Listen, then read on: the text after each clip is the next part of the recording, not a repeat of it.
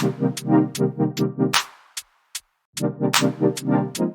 going on, everybody? And welcome to the Other Side of the Firewall podcast, where we talk about the latest and greatest of cybersecurity news, as well as we highlight those movers and shakers and glass ceiling breakers, those people of color who made it to the other side of the proverbial firewall. My name is Ryan Williams, and as always, I'm joined by Shannon Times. What's up? What's up? And LeVon Maynard. Hey, welcome to the show. What is going on? And our special guest, we have Mike Ware. How are you doing? Greetings and salutations.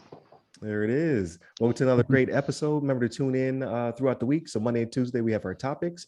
Wednesday is today. So we're doing our discussion. And then Thursdays, we typically do a Ask Us SP. I don't have anything booked this week. And then Friday, we talk about everything else. We call it the weekly rundown. So if you're listening out of sequence, go back and listen to the beginning. And then, of course, like, share, subscribe, all that good stuff. The numbers are going up. So we want to keep it on that upward trajectory. So we greatly appreciate that.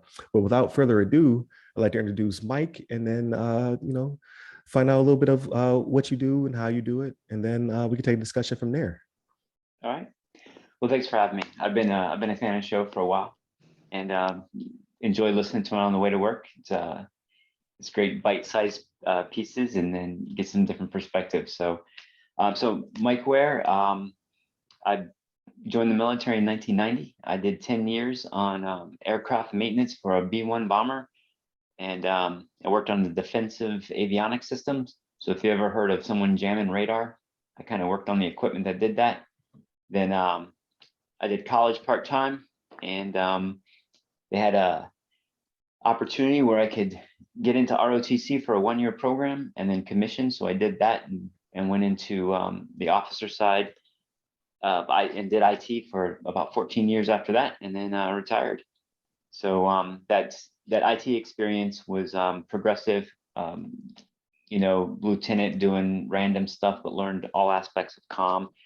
I think National Air and Space Intelligence Center, we had about 1 million square feet of top secret space. So there was a lot of details to deal with on providing comm. I think we had 7 different networks in there, and each we had special ordered fiber, so each network had its own color, so you knew which ones were going.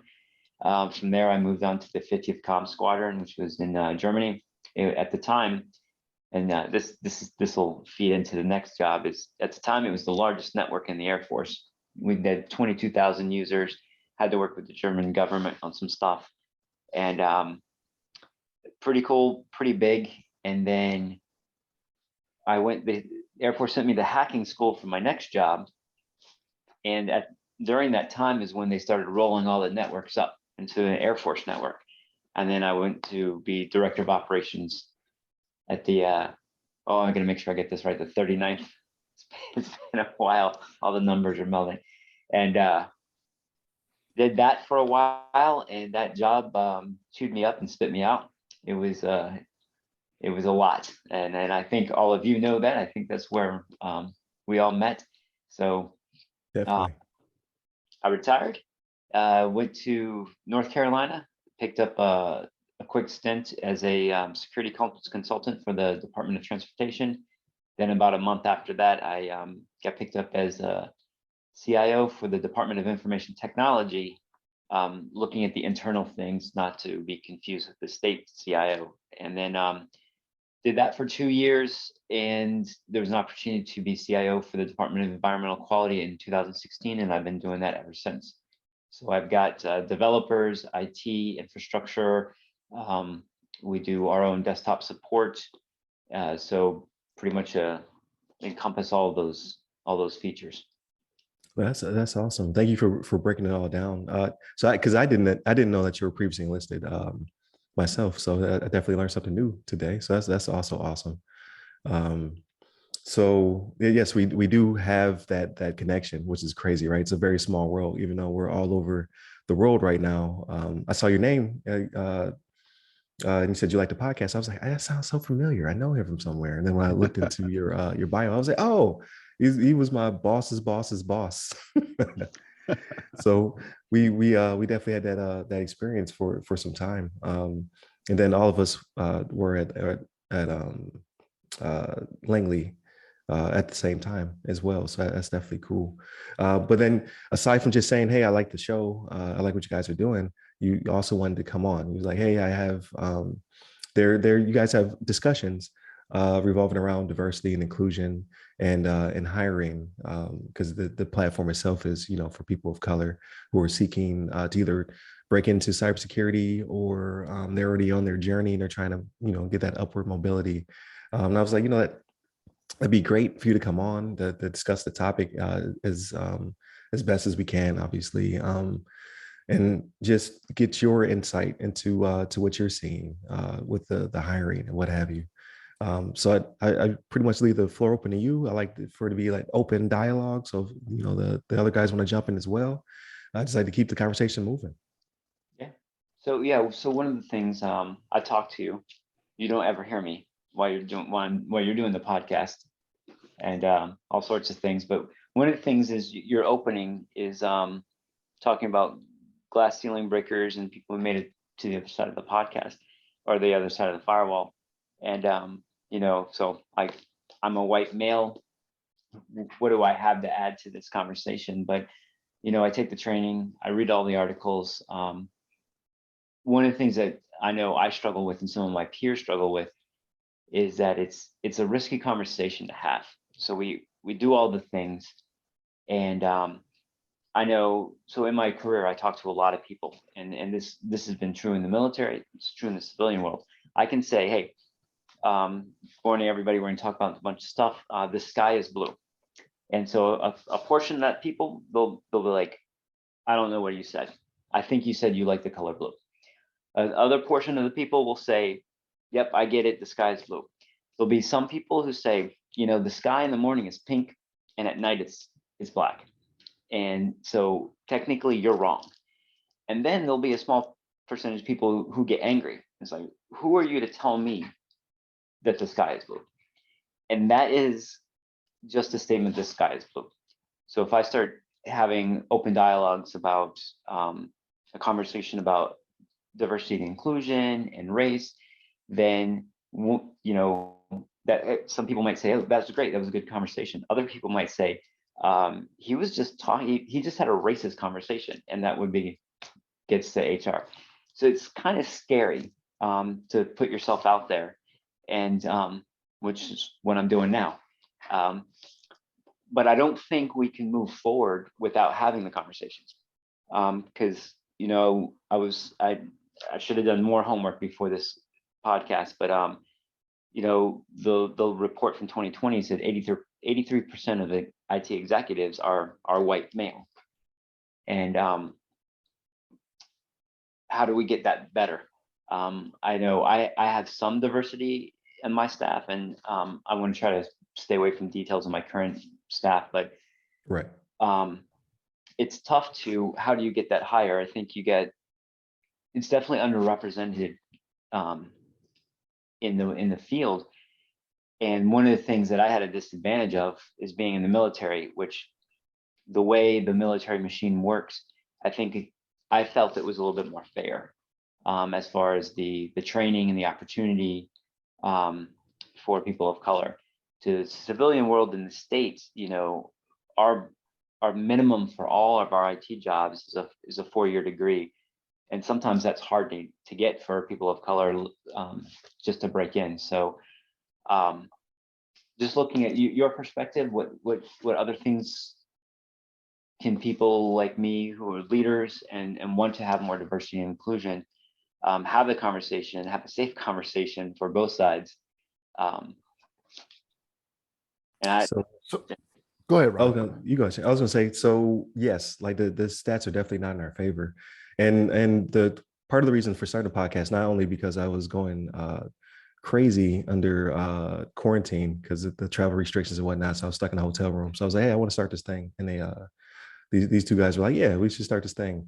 It was the articles I was reading where we were only making up 7%. We're only making them 9%, people of color, that is, in IT. But yet in the military, like you said, the diversity is so much higher. So like I'm surrounded by people of all different backgrounds, ages, orientations, everything, right? And I think a lot of that comes down to the military doesn't doesn't stovepipe in that regard. It's kind of like, hey, we have a bunch of young, they're not kids anymore. Everybody's an adult who joins, and they all have potential. So we will take them, break them down to be a team, and then we will teach them a skill set. And I think it's the opposite out there in the civilian world, right? You're looking for people who already have experience. I think that is part of the hindrance in itself, because you're not necessarily building people from the ground up. And then there's a little bit of tribalism, right? I haven't been there, I don't know it per se, but when you say that 83% of those who are in charge of companies are white males, you'd think that some of it is based upon, and potentially, right? I'm not a white male, but I'm just trying to make sense of it. Would be, you hire people who look like you hire people who are within your culture, you hire people you have a connection with, without actually having to speak to them, right? You can kind of just sometimes judge a book by its cover, and that I think that also causes the issue. But that's just my take on it.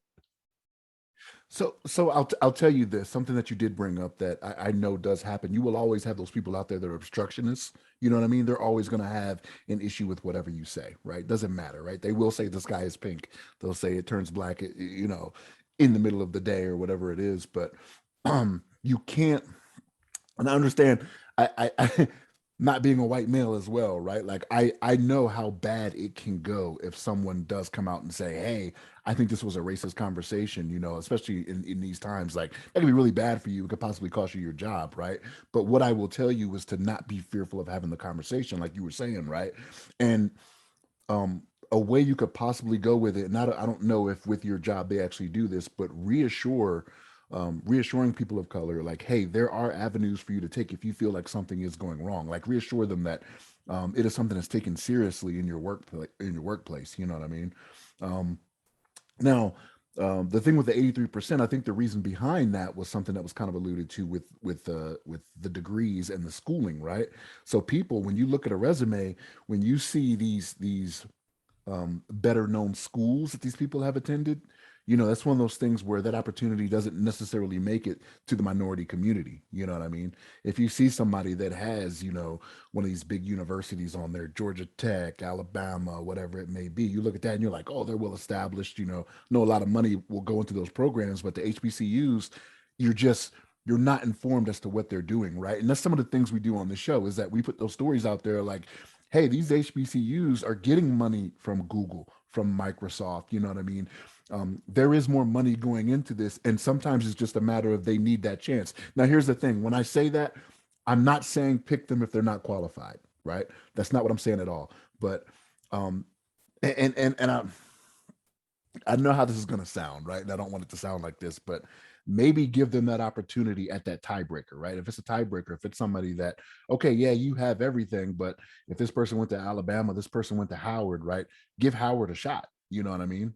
And it's just one of those things that is probably not happening as much. You know what I mean? And I kind of understand it, right? And we had this conversation. It was Dr. Gabriel, right? She went to Stanford, was it Stanford? I believe so.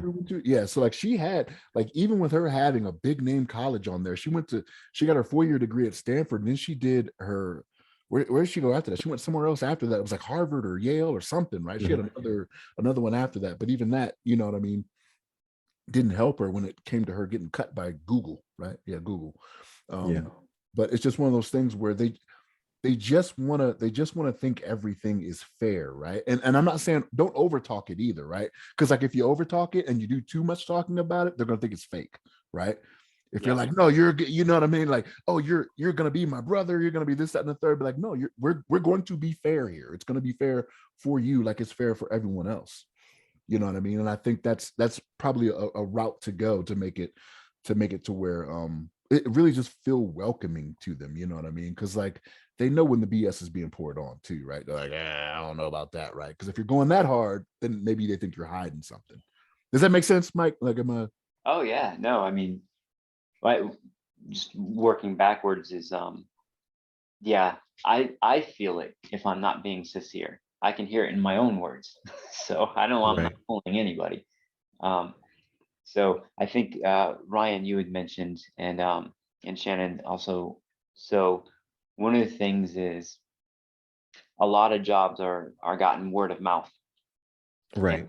right, and who you know, and you know, I have a lot of white males in my as friends on LinkedIn, and that so if you start looking at your social connections and things like that, you tend to have people of your same, Right. that look And we like do, you. and we do put ourselves in silos. What I've been noticing, and we've talked about this in the past, you have like CISA and other organizations that'll do something called like pass the mic, where they'll put their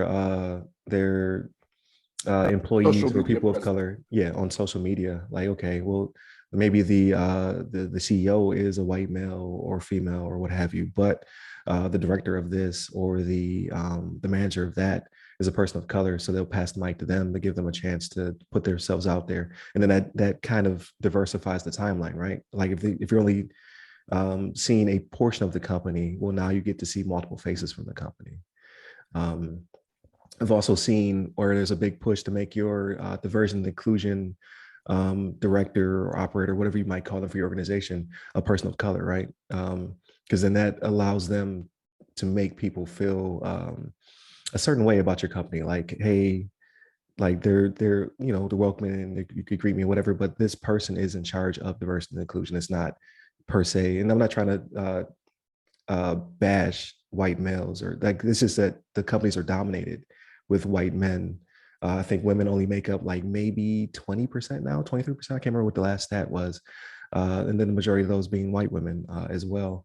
But when it comes to women of color, men of color, I've seen a lot of companies get kudos because their D&I director is a person of color.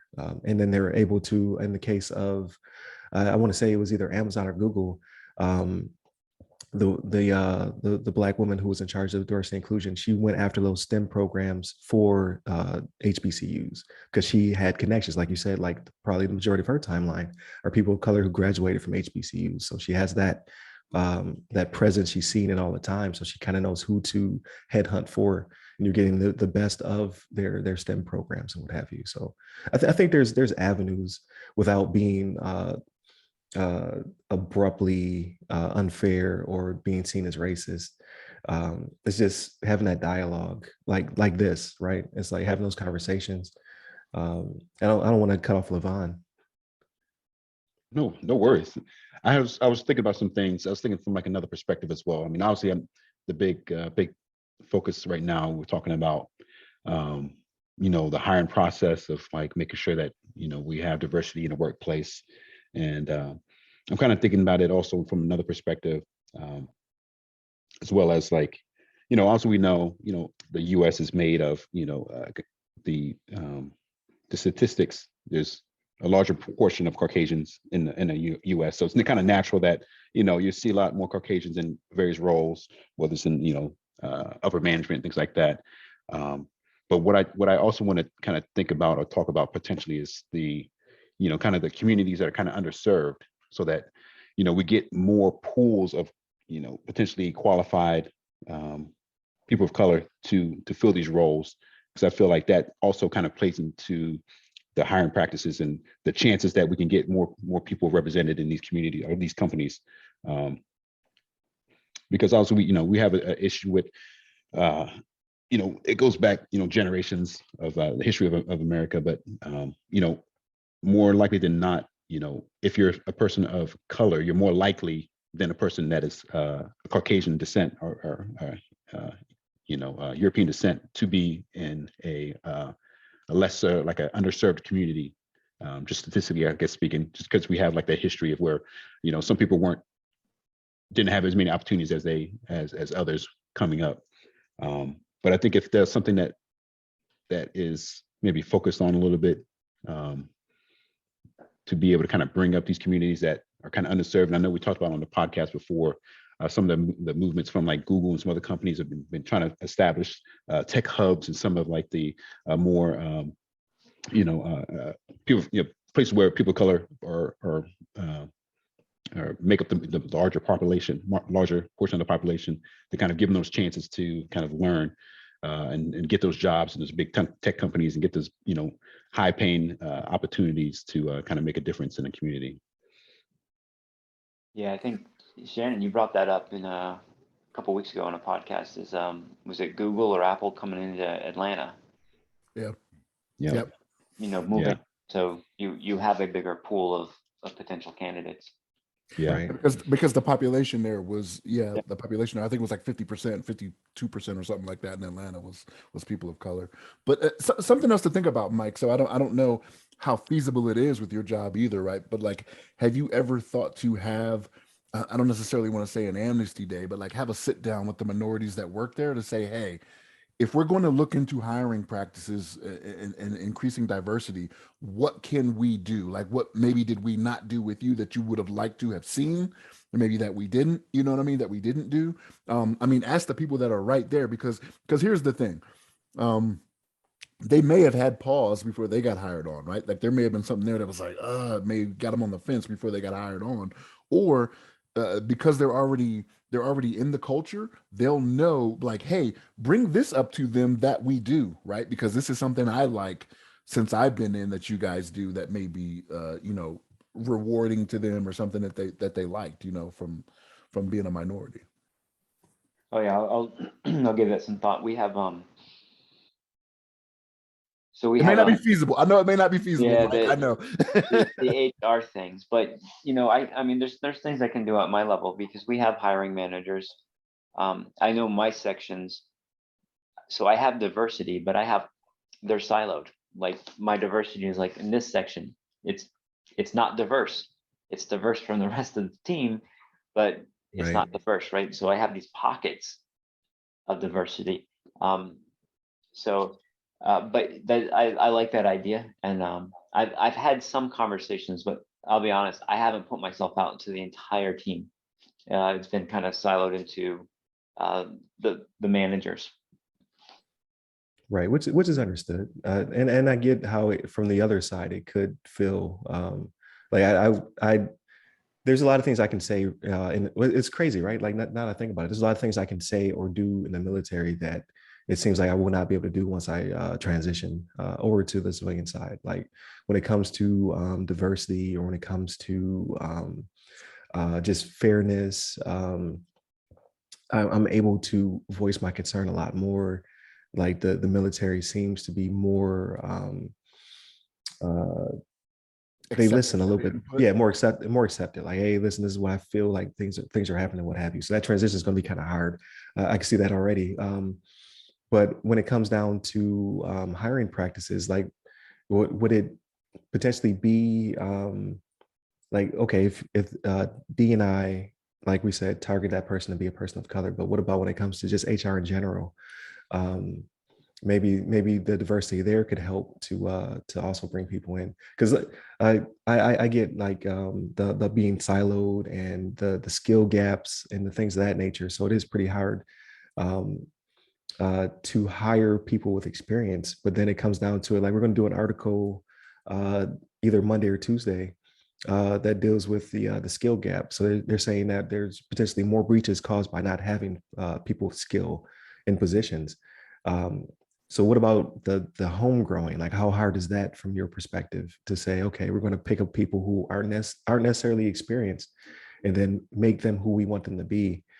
And then maybe lose some of them through attrition, right? But would That is my preferred method because gotcha. I you get so many unknowns. Well, I mean, one of the problems, just point blank, is we just don't get the candidates. HR does have it's good. It's doing what it's supposed to be doing. Where we're not, you can't tell race or gender from the Oh, I see what applicant you're pool, saying. right? I mean, you can, but not always, right? When if you see a college, Let's be real. So I'll say it for you, Mike. Like if you see Daquan, you know who that is, right? Like, well, or a I college, get what you're saying, but yeah, like, but here's the thing, right? Because I've often thought about this, right? So like, even if you say, okay, no names on the applications, right? Eventually you're gonna have to interview, right? You have to sit there and see the person, and that could still be something that depending on the person's attitude could be a disqualifier, right? If they see him and they're like, oh, okay, this color or whatever, that can still be an issue. Because I've put thought into this, like how do you get more people of color opportunities at these jobs? And I was like, okay, we'll just keep a name off, just show the resume, show what their experience is, and that should get them the job. But no, there's no way that you just hire them on without talking to them, right? Because like they could have everything you need, but then they can't talk to people or whatever. You don't know that until you see them in person. So that's still, a roadblock there, Yeah, Right. I mean, So that eventually comes up, but like when you're looking at the entire pool to select who you're going to move forward to interviews, but at this time, I think it's been longer than just COVID. So it's been about 3 years. We're just not getting enough candidates. I mean, so there's I a would lot say that we don't get anybody of color, except in India, we get a lot of candidates from India. right. So I would say then it like again, I don't own a business or what have you, but I would say it's the targets. So it's the going and setting yourself up a booth or job fair in a area that's predominantly people of color, or to target an HBCU, or to target a program that has a STEM program that has a large candidate pool of people of color. I think you have to not necessarily bias the pool, but you have to target. I think like, okay, we want more people we want more diversity because that brings new perspectives. It brings culture to the organization. It makes us better, right? Because we're not all of the same mindset or the same thought process. So how do we find that? Okay, we need to go to them. So like when they want military people, there's a job fair on every base. Like we want people who already have, Uncle Sam's already paid for the certifications and education. And then we also get the discipline, and we know they're going to be on time, right? Like you set up your targets. You're like, okay, this will be a good pool to add to our organization, and then you aggress on it. The same thing I believe can be done for communities of people of color. They're like, okay, well, we know what we want. We just have to go get them. Because I tell you now that it could be a discouraging factor when you do look into a company and you see that the board and everybody down, like your top 10 are all white males. Like you're like, well, I don't know if that company is gonna be a good fit for me. But if you are targeting them, like, no, we want you. We want you to be part of the company because you bring, factors that we don't necessarily have, because we are uh, uh, homogenous, I guess would be the word. I'm trying to use a big word there, but we're, you know what I mean? Like we're all of the same. We all think very similarly, potentially, you know what I mean? Like there's diversity within every culture, but let's be real, like diversity brings a lot to the table. We see in the military. Like I'm baffled by how much diversity we have, and how much kind of leniency we have compared to our civilian counterparts. Like that is starting to scare me, to be honest with you. But that's just my 2 cents. I don't want to go on a rant. I do want to come back to Shannon real quick. This is where I get most of my wins, is promoting within, is really targeting those self-starters. We had an opportunity just to have Black female killing it, just killing it. And so we were really, really happy that we were able to move her up in the organization. But promoting within is by far the easiest for me. My hands are tied a lot with HR practices, but that I try to give that opportunity first. And that's good. That's a good success story, actually, right there. It's good to hear, right? Because it's one of those things where if that was not the case for her, right? Like it's like what's it called? The 3-10 rule. Everything bad that happens to you, you tell 10 people. Everything good, you only tell 3, right? So like it's one of those things where that's a good thing. So now, granted, she's probably only going to tell 3 people, right? It's not going to be the 10, but you avoided those 10, right? Yeah. But like, so what Ryan was talking about when it comes to advertising, right? So like going out to those minority areas, but even then, something that I don't know the hiring practice, right? But like really shouldn't cost you anything. I can guarantee you on social media, you can look, and there are different groups on social media that are minority people of color for IT in that state. I can almost guarantee you can find it. You know what I mean? So There's going to be a bit. So BIT, Blacks and Blacks in Information Technology. There's going to be a Blacks in Cybersecurity, so BCA. And then you can always replace Blacks with Hispanics. There's indigenous peoples. There's WICIS, so WICYS. That's a big organization for women in cybersecurity. There's chapters everywhere. So like even when I go back and look at Tampa, like it's so many chapters. It's like I don't know which one to pick. You know what I mean? Like, so I would assume in your I like state, that. yeah, there's gonna be a lot as I mean, well. I share some jobs on my social media, but I could probably get more active and also expand that target. Those And targets. and I'm gonna tell you now, I'm not the social media guy. Like I have just heard Ryan mention them on the podcast, you know, as time has gone by. So I was like, I know they're out there because Ryan has said, hey, this, that, and the third. So I'm like, Oh yeah, I'm always plugging. Yeah, always plugging. But yes, so because I tag Blacks in cybersecurity in every post, because they're always they have vouchers, they have training, they help people with resumes. Like it's a really big organization, but there's a ton of others, so I don't want to eclipse them as well. Like WICIS, like that one's huge for women who are getting into cyber. And I remember on one of the podcasts we listed like the top 10 that we found, not top 10 period, but just top 10 that we were definitely interested in. So I'll start tagging those more frequently. But just the tags help out. Like whenever you add somebody on social media, like they take that and usually retweet it, or they share it if it's Twitter. For however long Twitter is going to still be free. we don't know.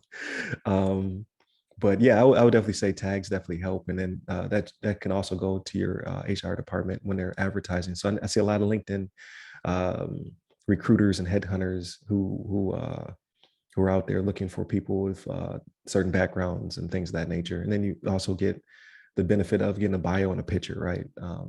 So you get to see the person before they hit the ATIS system and the computer, starts to cut candidates off. Yeah. Because I know that's huge as well. Like that is the biggest barrier. It's not necessarily the human at the HR department. Is the system before you even get to the human that kind of negates all of your work just based off a resume. So I get that as well. Yeah, it's interesting that and it's good to hear that there's people teaching that, because we've had qualified people that we knew were going to apply for a job and they didn't make it through to our Right. selection. And because it was some box they didn't check, or they didn't put the right combination of words. And Right. then you have to, again, HR in the state is not much different than in the military and the civilian side. It is, you're like, okay, if you don't get that candidate, you have to repost. You can't just say, we'll put that person through, because then you're potentially violating somebody else's rights. So Right. and that is someone we knew, we told them, and we knew they were qualified, and still not making it through the computer piece. Got you. So that's another benefit you get from the military, right? So like there's several, like countless organizations. Like I went through hiring heroes who wrote the resume, rewrote my resume to make it ATIS friendly. So I don't know if something like that can be offered, because at that point, like you're kind of dipping into like burning your own resources and money just to make sure people are ready and what have you. It's just something that has to be taught or shared. Like I know there's people on Facebook and on LinkedIn, they charge for it though, but it might be worth the money. But then again, we go into underserved underserved communities and things of that nature. Like you're putting more of a burden on them. Another advantage for white people who come from the bigger colleges, who come from money, who can afford this kind of service.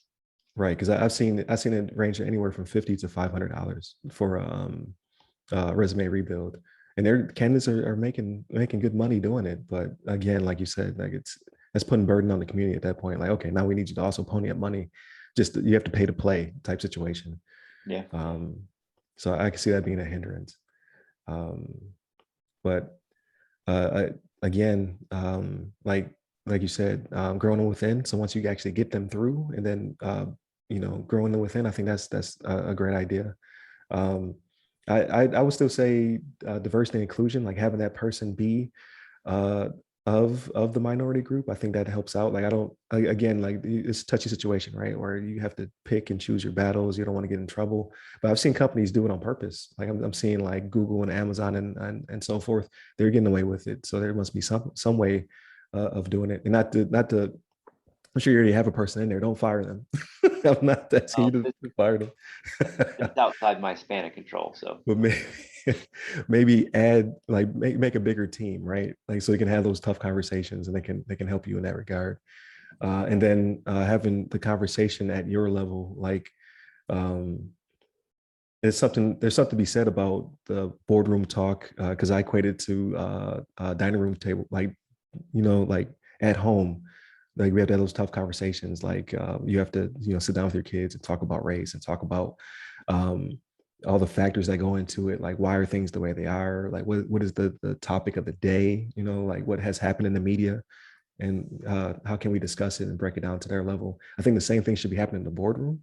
Um, Again, I don't know the ins and outs. I'm not there, I'm not at that level. But I think having those conversations, like, hey, we all kind of look the same. We all kind of have the same mindset. Maybe we should start thinking about things a little bit differently. Maybe we should get somebody in here who can add to our perspective and make our company even that much greater. But yeah, that's my 2 cents. I do want to put a tag in there for the state of North Carolina as the Department of Environmental Quality and Information Technology. They have been putting people of color in those positions. So I think that's good. Which is But awesome. you don't get everybody's picture. I'm one level lower, so my picture's not on the website either. So, Gotcha.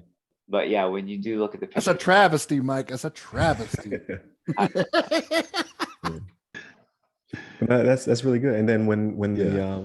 when the social media presence of the company speaks, like put those individuals in the limelight, just to advertise, like, hey, look at our company. Our company is working towards being more diverse, and we want you on board. Like we want to bring you in, because again, like the ADA system does hurt people, but like if you have a mass amount of people all applying, someone's going to get through to get to a real human being, and then that's when you start making those connections. yeah. But I think that pretty much wraps up this episode. But I definitely want to give you the ability to plug anything you want to plug before we move on. I start doing all the outro stuff. Is there any website or anywhere you want people to connect with you? Anything like that? Oh, I am not prepared for that. Okay. You can find the North Carolina Department of Environmental Quality on LinkedIn and Twitter by putting all those words together. Otherwise, if you abbreviate any of them, you're gonna miss it. Got you. And that's perfect. And then so in the description or the bottom of this wherever you're seeing this at, like wherever the description is at for this episode, we'll include all of your tags and everything that you want to share with us. So definitely look out for that. Definitely continue to tune in. I definitely enjoyed this conversation. I hope we can have more like it in the future. Like discussion episodes are always the best, in my opinion. Definitely hit us up at all of our social medias that go by our name, The Other Side of the Firewall Podcast. Look out for our posts on LinkedIn, Facebook, under Tech Connectors, as well as Spotify for the video. And then audio can be found everywhere you can listen to audio. We're pretty much on every platform. You can hit me up personally. I'm at RY Security Guy. That's RY Security Guy. I'm on Clubhouse, LinkedIn, Twitter, and TikTok. And you, LeVon? Yes, sir. You can hit me up on the Twitters at LeVon Maynard. There it is. Stay safe, stay secure. Take care.